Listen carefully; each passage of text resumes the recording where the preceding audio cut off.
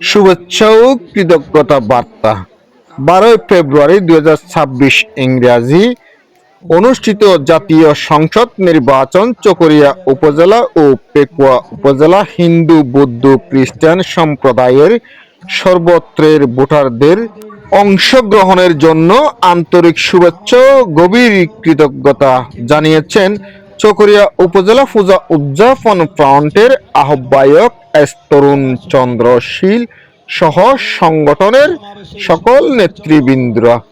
এক শুভেচ্ছা বার্তায় তিনি বলেন, আপনাদের মূল্যবান ভোট, অক্লান্ত পরিশ্রম এবং গণতান্ত্রিক অধিকার প্রয়োগের মধ্য দিয়ে জাতীয়তাবাদী দল বিএনপির স্থায়ী কমিটির সদস্য চকরিয়া পেকুয়া আসনের প্রার্থী সালাউদ্দিন আহমদের ধানের শীষের প্রতীকে বিজয়ী হয়েছেন।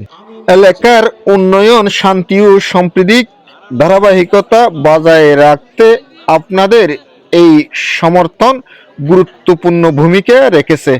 হিন্দু সম্প্রদায়ের নারী ও পুরুষ সহ সকল ভোটারদের ঐক্যবদ্ধ অংশগ্রহণ আবারও প্রমাণ করেছে যে চকরিয়ার মানুষ উন্নয়ন গণতান্ত্রিক পক্ষেই রয়েছেন। চকরিয়া উপজেলা পূজা উদযাপন ফ্রন্টের পক্ষ থেকে সকল ভোটারদের সমর্থক ও শুভ আকাঙ্ক্ষীদের প্রতি জানানো হয়েছে আন্তরিক ধন্যবাদ ও শুভেচ্ছা ও কৃতজ্ঞতা। আলহামদুলিল্লাহ, আমি আল্লাহ রাব্বুল আলামিনের দরবারে শুকরিয়া আদায় করছি। এদেশের মানুষের প্রতি কৃতজ্ঞতা এবং শুকরিয়া আদায় করি।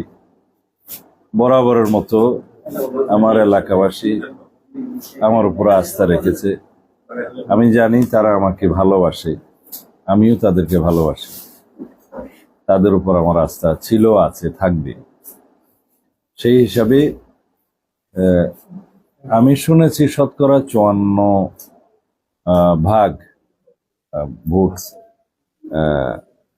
কাস্টিং হয়েছে আর কি, টোটাল ভোটের। তাতে আমার প্রাপ্ত ভোটের সংখ্যা আমি এখনো অ্যাকিউরেট জানি না। সম্ভবত প্রতিদ্বন্দ্বী প্রার্থীর সাথে ব্যবধানটা 1 লক্ষের কাছাকাছি হতে পারে। আমাদের আশা ছিল মানুষ আরো বেশি ভোট দিতে আসবে।